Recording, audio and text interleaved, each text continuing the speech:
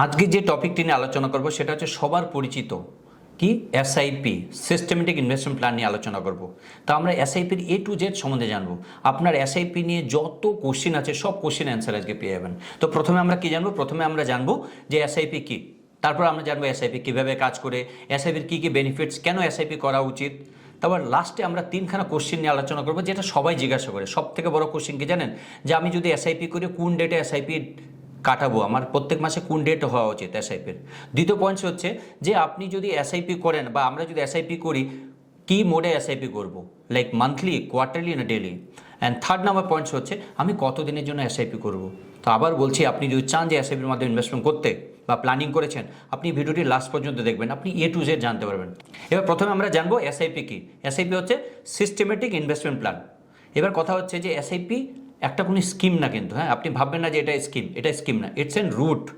একটা যখনই আপনি মিউচুয়াল ফান্ড ইনভেস্টমেন্ট করছেন, এটা একটা রুট, মানে আপনি যে কোনো মিউচুয়াল ফান্ডে এসআইপির মাধ্যমে ইনভেস্টমেন্ট করতে পারবেন, মানে সিস্টেমেটিক ওয়েতে আপনি ইনভেস্টমেন্ট করতে পারবেন। এবার কিভাবে কাজ করে এটা কি হয়? এসআইপি নর্মালি প্রিডিফাইন্ড ইন্টারভ্যাল, মানে আপনি প্রথমে ডিফাইন করে নিচ্ছেন যে প্রত্যেক মাসে আপনি কোন ডেটে কাটাবেন।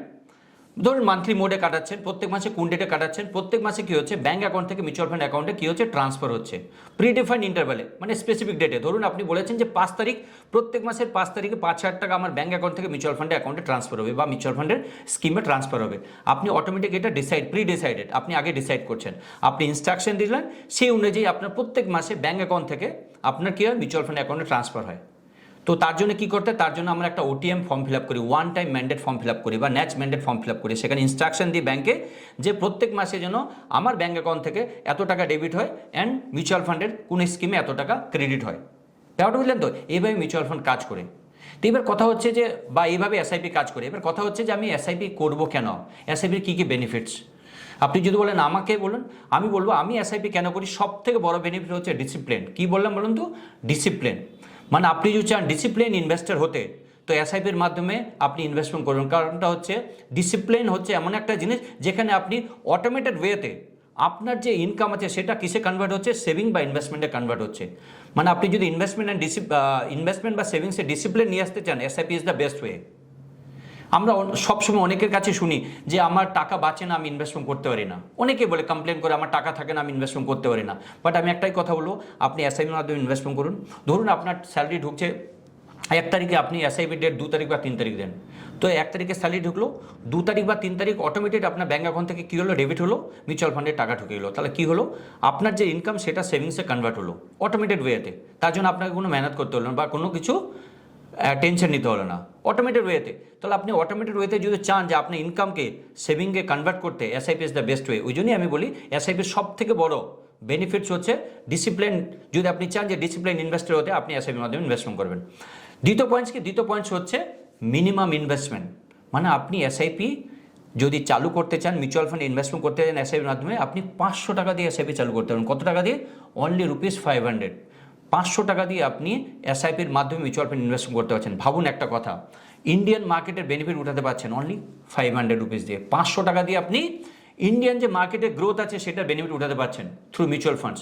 মিউচুয়াল ফান্ডে 500 টাকা করে ইনভেস্টমেন্ট করছেন আর ইন্ডিয়ান যে মার্কেট আছে তার গ্রোথের বেনিফিটস উঠাতে পারছেন। এটা হচ্ছে second point. Third number points কি জানেন? থার্ড নাম্বার পয়েন্টস হচ্ছে কম্পাউন্ডিং। কম্পাউন্ডিং কি জানেন তো? চক্রবৃদ্ধি হারে সুদ, যেটাকে আমরা বলছি, মানে সুদের উপর সুদ দিচ্ছে, দিস ইজ কল কম্পাউন্ডিং, চক্রবৃদ্ধি হারে সুদ। তো মিউচুয়াল ফান্ডে যদি আপনি লং টার্ম ইনভেস্টমেন্ট করেন, সেখানে আপনি কিসের বেনিফিট পাবেন? কম্পাউন্ডিংয়ের বেনিফিট পাবেন। সেই ক্ষেত্রে কী হবে, আপনার এক্সপোনেনশিয়াল গ্রোথ হবে। কী গ্রোথ হবে? এক্সপোনেনশিয়াল গ্রোথ হবে। তো সবসময় আমি একটা কথা বলি, আপনি যদি চান যে এক্সপোনেনশিয়াল গ্রোথ, আপনি মিউচুয়াল ফান্ডে এসআইপির মাধ্যমে ইনভেস্টমেন্ট করুন। আপনি লং টার্মে এক্সপোনেনশিয়াল মানে জানেন, মাল্টিপল গ্রোথ পাবেন আপনি। 10%, 20% না, মাল্টিপল গ্রোথ পাবেন লং টার্মের জন্য। তো লং টার্মে আপনি যদি চান যে বেনিফিট পেতে, তাহলে আপনি কম্পাউন্ডিং বেনিফিট পাবেন যদি মিউচুয়াল ফান্ডে এসআইপির মাধ্যমে ইনভেস্টমেন্ট করেন। এটা হচ্ছে থার্ড নাম্বার পয়েন্টস। এবার চতুর্থ নাম্বার পয়েন্টস হচ্ছে you can stop any times, মানে আপনি এসআইপি যে কোনো সময় স্টপ করতে পারেন। আমরা সবসময় একটা কথা বলি যে এসআইপি কোনো কমিটমেন্ট না, এসআইপি কোনো কমিটমেন্ট না। আজকে যখন কোনো পলিসি করছেন, পলিসিতে কী হচ্ছে, একটা কমিটমেন্ট আছে। 10 বছরের পলিসি করছেন, আপনাকে 10 বছর দিতে হবে। যদি না দেন তাহলে কী হবে, ল্যাপস হয়ে যাবে। ধরুন আজকে একটা পলিসি করেছেন, আপনি 1 বছর বা 2 বছর দেওয়ার পর যদি না দেন না, ল্যাপস হয়ে যাবে। কিন্তু মিউচুয়াল ফান্ডে যদি এসআইপির মাধ্যমে ইনভেস্টমেন্ট করেন, সেক্ষেত্রে আপনি যদি স্টপ করেন, সেক্ষেত্রে আপনার কোনো কিছু চার্জেস কাটবে না। চার্জেস তো কাটবে না, চার্জেস কাটবে না, প্লাস কোনো পেনাল্টি দিতে হবে না। যে টাকাটা ইনভেস্টমেন্ট হয়েছে সেটা অটোমেটিক গ্রোথ হতে থাকবে। সেটা কী হবে? গ্রোথ হতে থাকবে। তাহলে আপনি কী পাবেন? আপনি যে কোনো সময় চাইলে এসআইপিটাকে স্টপ করতে পারবেন, বা আপনি চাইলে পরবর্তীতে ওই এসআইপিটাকে আপনি কী করতে পারবেন? চালু করতে পারবেন। আপনি ধরলেন যে আমি স্টপ করলাম, আপনার এখন ফিনান্সিয়াল ক্রাইসিস আছে 1 বছর বা 2 বছরের জন্য, 2 বছর আপনাকে ওটা স্টপ রাখলেন, পরবর্তীতে চাইলে আপনাকে ওটাকে আবার কন্টিনিউ করতে পারবেন। ঠিক আছে? আর একটা বেনিফিট আছে, কি বলুন তো, আপনার এখানে এসআইপিকে পজ করতে পারবেন। কী করতে পারবেন? পজ করতে পারবেন। পজ করার কথার অর্থ হচ্ছে, ধরুন চাইলেন আপনি হলিডে মোড আমরা বলি, যে 1 মাস বা 2 মাস বা 3 মাসের জন্য আপনি এটাকে স্কিপ করতে পারেন। ধরুন চাইলেন যে আপনি এই 3 মাস বা 1 মাস বা 2 মাস বা 3 মাসে আপনার ফিনান্সিয়াল টাইট আছে, একটা অবস্থা খারাপ আছে, আপনি চাইলে এই 3 মাসকে আপনি স্কিপ করতে পারেন। অনেকেই বলতে পারে আমি যদি ব্যাঙ্ক অ্যাকাউন্টে আমার টাকা না রাখে অটোমেটিক স্কিপ হয়ে যাবে, হবে, কিন্তু সেক্ষেত্রে আপনার লস। কি লস? যখনই ব্যাঙ্ক অ্যাকাউন্টে হিট করার সাথে সাথে যদি আপনার অ্যাকাউন্টে টাকা না পায়, সেই ক্ষেত্রে আপনার ব্যাঙ্ক কি চার্জেস নেয়? বাউন্স চার্জেস নেয়। সেই চার্জেসটা, ধরুন আপনি 1000 টাকা এসআইপি করেছেন, সেই চার্জেস 500 টাকাও নিয়ে না কোনো সময়, উল্টা তো আপনার লস হলো।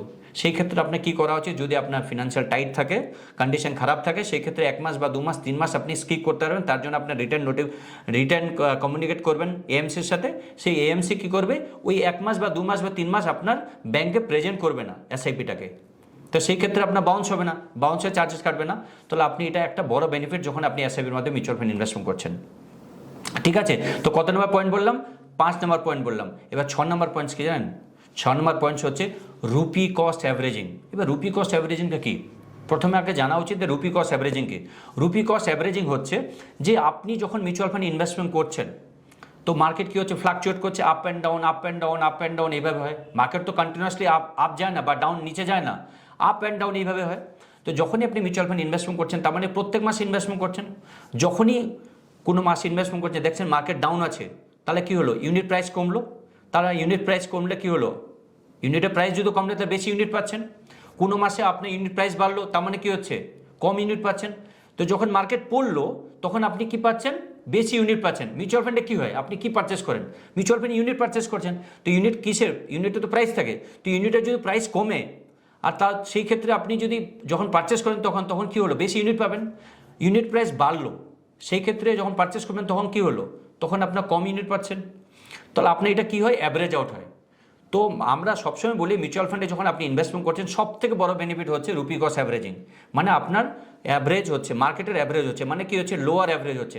কোনো সময় হায়ার প্রাইসে কিনছেন, কোনো সময় লোয়ার প্রাইসে কিনছেন, কোনো সময় হায়ার প্রাইসে কিনছেন, কোনো সময় লোয়ার প্রাইসে কিনছেন। এটাকে অ্যাভারেজ কী হয়? লোয়ার অ্যাভারেজ আউট হয়। লোয়ার অ্যাভারেজ আউট হলে কী হয়? নাম্বার অফ ইউনিট বেশি বাড়ে, আর আপনার যে রিস্ক আছে, মার্কেটের রিস্ক, সেই রিস্কটাকে কী হয়? মিনিমাইজ হয়। এই হচ্ছে একটা বড় বেনিফিট। সবসময় মনে রাখবেন, এসআইপির মাধ্যমে ইনভেস্টমেন্ট করলে আপনি রুপি কস্টের অ্যাভারেজের বেনিফিট পাচ্ছেন, রুপি কস্ট অ্যাভারেজিংয়ের। এই পয়েন্টটা সবসময় মনে রাখবেন। নর্মালি কী হয়? নর্মালি মার্কেট তো আপ অ্যান্ড ডাউন হয়, তাহলে প্রত্যেক কন্ডিশনে আপনি পারচেস করতে পারছেন যদি মান্থলি পারচেস করছেন। ঠিক আছে? এই যে 6খানা পয়েন্ট বললাম, এই 6খানা মেজর পয়েন্ট আছে যদি আপনি এসআইপির মাধ্যমে ইনভেস্টমেন্ট করছেন। ঠিক আছে?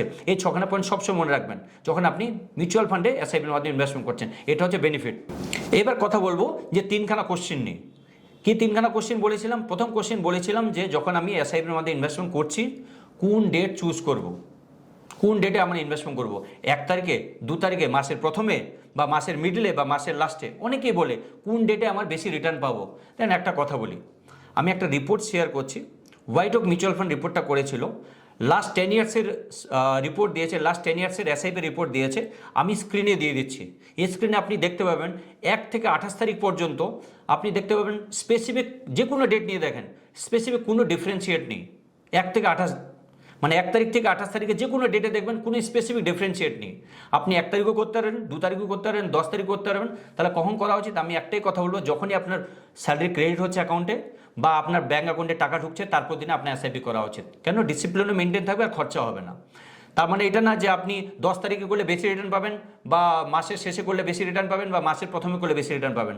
যে কোনো ডেট চুজ করতে পারবেন। আপনি ওই ডেটেই চুজ করবেন যেদিনকে আপনার ব্যাঙ্ক অ্যাকাউন্টে টাকা ঢুকছে, তারপরে ডেটেই, ধরুন আপনার ব্যাঙ্ক অ্যাকাউন্টে 10 তারিখ প্রত্যেক মাসে টাকা ঢুকে, আপনার 11 তারিখ বা 12 তারিখ চুজ করা উচিত, বা 1 তারিখে টাকা ঢুকে আপনার 2 তারিখ বা 3 তারিখ চুজ করা উচিত। তার মানে এটা একটা প্রুফ হলো যে আমি যে রিপোর্টটা শেয়ার করছি স্ক্রিনে, এখানে ডিটেলস দেওয়া আছে, আপনি পজ করে দেখতে পারেন যে কোন ডেটে কত রিটার্ন পাচ্ছেন, কোন ডেটে কত রিটার্ন পাচ্ছেন। ঠিক আছে? এবার কি সেকেন্ড নাম্বার কোশ্চেন কি? ফ্রিকোয়েন্সি কি থাকবে, কি ফ্রিকোয়েন্সিতে ইনভেস্টমেন্ট করব? মান্থলি করব, ডেইলি করব, না উইকলি করব বা কোয়ার্টারলি করব। তো সেম এই যে আজকে আমি আপনার স্ক্রিনে আবার একটা রিপোর্ট দিচ্ছি, সেম হোয়াইট ওক মিউচুয়াল ফান্ডে রিসার্চ করা লাস্ট 10 ইয়ার্সের এসআইপি রিপোর্টে বলা হয়েছে যে আপনি মান্থলি দেন, ডেইলি নেন বা উইকলি নেন, যেখানেই নেন না কোনো বেশি ডিফারেন্স পাওয়া যায় না। উল্টা আপনি মান্থলিতে দেখবেন নিয়ার অ্যাবাউট 0.1% বেশি, কিছু শতাংশ হলো বেশি পাবেন, পয়েন্ট সামথিং হলো বেশি পাবেন মান্থলিতে। আপনি তো অনেকে বললেন না ডেইলি ইনভেস্টমেন্ট করবো, ডেইলি ইনভেস্টমেন্ট মানে কি 20 দিন মার্কেট খোলা থাকে, ধরেন 19 দিন 20 দিন, আমি 20 দিন ইনভেস্টমেন্ট করবো, আমার অ্যাভারেজ আউট হবে, আমি প্রত্যেক দিনে বেনিফিট পাবো। কিন্তু এত কিছু বেশি ডিফারেন্সিয়েট হয় না। উল্টা মান্থলি করলে আপনার ব্যাংকের ট্রানজ্যাকশন বাড়বে। আপনার কি বাড়বে? ব্যাংকের ট্রানজ্যাকশন, মানে পুরো মাসে 20টা ট্রানজ্যাকশন ব্যাংকে হবে। আপনি যদি ডেইলি যদি করেন, মান্থলি করলে আপনার একটা ট্রানজ্যাকশন হবে। তো আমি একটাই কথা বলবো যে মান্থলি করুন বা আপনি ডেইলি করুন, উইকলি করুন, আপনার যেটা কনভিনিয়েন্স সেটাই করুন, বাট কোনো বেসিক ডিফারেন্সিয়েট হয় না। আপনি মান্থলি করলেও যে বেশি রিটার্ন পাবেন বা ডেইলি করলে যে বেশি রিটার্ন পাবেন, কোনো বেসিক ডিফারেন্সিয়েট হয় না। আপনার যেটা কনভিনিয়েন্স সেই অনুযায়ী করুন। তো এই রিপোর্টটা আপনি দেখতে পারেন, পজ করে দেখতে পারেন যে মান্থলিতে কী বেনিফিট পাওয়া যাচ্ছে, অ্যান্ড উইকলিতে কী বেনিফিট পাওয়া যাচ্ছে, অ্যান্ড ডেইলিতে কী বেনিফিট পাওয়া যাচ্ছে। এই হচ্ছে সেকেন্ড নাম্বার কোশ্চেন। এবার হচ্ছে 3 নম্বর কোশ্চেন। 3 নম্বর কোশ্চেন কি, আমার এসআইপি ডিউরেশন কি হওয়া উচিত, কতদিনের জন্য আমার এসআইপি করা উচিত, তারপর আমি বেশি বেনিফিট পাবো। এটা হচ্ছে সব থেকে বড় কোশ্চেন। এমন সবাই জিজ্ঞাসা করে, যখনই এসআইপি করতে আসে না, আসার সাথে সাথে জিজ্ঞাসা করে আমার কতদিনে এসআইপি করা উচিত। আমি ক্লিয়ারলি একটাই কথা বলি বস, আমি কি বলি যে আপনার এসআইপি করা উচিত হচ্ছে as per your goal duration, আপনার যত দিনের গোল আছে সেই অনুযায়ী এসআইপি করা উচিত। কিন্তু তবু আমি একটা রিপোর্ট শেয়ার করছি আপনাদের, হোয়াইট ওক মিউচুয়াল ফান্ডের রিপোর্ট, সেম 10 বছর অ্যান্ড 15 ইয়ার্সের রিপোর্ট শেয়ার করছি। সেই 15 ইয়ার্সে দেখতে পান আপনি যে লং টার্মে কী বেনিফিট, শর্ট টার্মে কী বেনিফিটস। ঠিক আছে, লং টার্মে কী বেনিফিট পাচ্ছেন, শর্ট টার্মে কী বেনিফিট পাচ্ছেন। ঠিক আছে, আপনি যদি 3 বছরের জন্য এসআইপি করেন সেক্ষেত্রে কী বেনিফিট পাবেন, বা 8 বছরে করলে কী বেনিফিট পাবেন, বা 12 বছর বা 15 বছরে করলে কী বেনিফিট পাবেন। আমি একটা করে রিপোর্ট শেয়ার করছি, আপনি স্ক্রিনেও দেখতে পারেন, প্লাস আমার কথাও শুনতে পারেন। আপনি যদি 3 বছরে দেখেন, 3 বছরের ম্যাক্সিমাম রিটার্ন দিয়েছে 52.4%, অ্যান্ড মিনিমাম রিটার্ন দিয়েছে -36.2%। যদি অ্যাভারেজ রিটার্ন দেখেন 13% অ্যাভারেজ রিটার্ন। সেই ক্ষেত্রে আপনি 10 বছরে যান না, 10 বছরের ম্যাক্সিমাম রিটার্ন দিয়েছে 29.6%, অ্যান্ড মিনিমাম রিটার্ন দিয়েছে 4.6, অ্যান্ড অ্যাভারেজ রিটার্ন দিয়েছে 15.8। আপনি এখানে একটা জিনিস লক্ষ্য করেছেন কিনা দেখেন, স্ক্রিনে দেখতে পাবেন যে 8 বছর বা তার ঊর্ধ্বে, যখনই 8 বছর বা তার ঊর্ধ্বে এসআইপি করেছেন, পজিটিভ রিটার্ন সবসময় পেয়েছেন। কত positive return? 8 years and above. এই যে এই রিপোর্টটা আছে না, এই রিপোর্টটা ক্যালকুলেশন হয়েছে 1996 থেকে 2023 পর্যন্ত।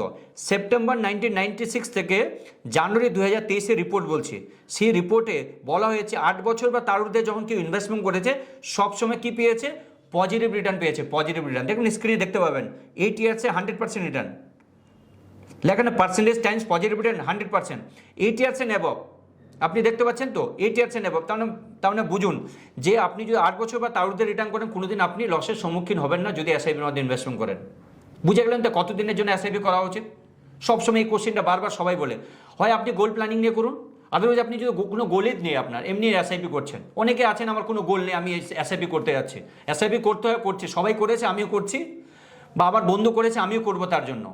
কিন্তু তার জন্য যেহেতু করেন না, মিনিমাম 8 ইয়ার্স রাখুন। কতদিনে রাখুন? 8 ইয়ার্স। 8 ইয়ার্স রাখলে কী হবে, আপনার লসের সম্মুখীন হতে হবে না, মানে আপনি নেগেটিভ রিটার্ন দেখবেন না কোনোদিন। 8 ইয়ার্স আপনি স্ক্রিনে দেখতে পারবেন যে 8 বছরের ঊর্ধ্বে ইনভেস্টমেন্ট করলে 100% পজিটিভ রিটার্ন দিয়েছে, অ্যান্ড 5 বছরের জন্য যদি ইনভেস্টমেন্ট করেন সেক্ষেত্রে 91% পজিটিভ রিটার্ন দিয়েছে। ঠিক না?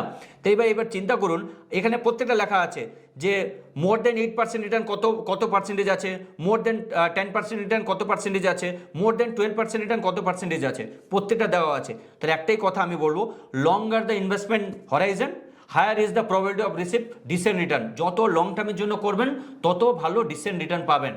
একটাই কথা, বুঝতে পেরেছেন তো? এসআইপি লং টার্মের জন্য, এসআইপি শর্ট টার্মের জন্য না। স্পেশাল ইকুইটি মিউচুয়াল ফান্ডে যখন এসআইপি করছেন 1 বছর 2 বছর বা 3 বছরের জন্য না, 8 বছর বা তার ঊর্ধ্বের জন্য। অনেকে ক্যাজুয়াল ওয়েতে এসআইপি করে, কেন? আজকের দিনে আগে এলআইসি প্রত্যেক বাড়িতে শুনতাম তো, এলআইসি করেছে, এলআইসি করেছে, এখন সবাই এসআইপি করছে।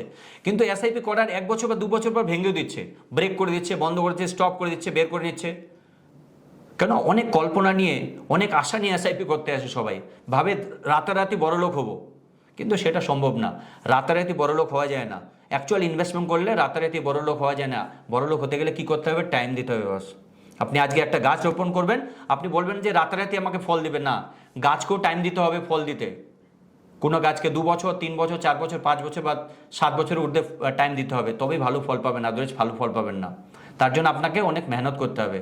আজকে গাছ রোপণ করলেন, রোজ জল দিতে হবে, রোজ জল দিতে হয়, তো রোজ জল দিতে হয়, কী আশায় জল দেন? ভালো ফল দেবে সেই আশায় তো জল দেন। তো ওরকম সেইভাবে রেগুলার বেসিসে আপনি ইনভেস্টমেন্ট করতে হবে, টাইম দিতে হবে ইনভেস্টমেন্টকেও, তবে আপনি গ্রোথ পাবেন, আদারওয়াইজ গ্রোথ পাবেন না। দেখেন দিনে দিনে বড়লোক হওয়া যায় না, রাতারাতি বড়লোক হওয়া যায় না, তার জন্য আপনাকে টাইম দিতে হবে। বুঝতে পেরেছেন তো? তো এসআইপি নিয়ে আমি যা যা কোশ্চেনে অ্যান্সার দিয়েছি, আমার মনে হয় আপনি প্রত্যেকটা কোশ্চেনে অ্যান্সার পেয়ে গেছেন। আপনার মনে এখনও যদি কোনো ডাউট থাকে, কোনো কোশ্চেন থাকে, আমি একটাই বলবো, কন্ট্যাক্ট ইউর কোচ। আপনার কোচের সাথে কন্ট্যাক্ট করুন, দে উইল হেল্প ইউ। তারা হেল্প করবে আপনাকে আরও কোনো কোশ্চেন অ্যান্সার দিতে। আমার মনে হয় ভিডিওটি ভালো লেগেছে, এতক্ষণ আমাকে টাইম দিয়ে শোনার জন্য অশেষ ধন্যবাদ। Thank you so much for watching this video.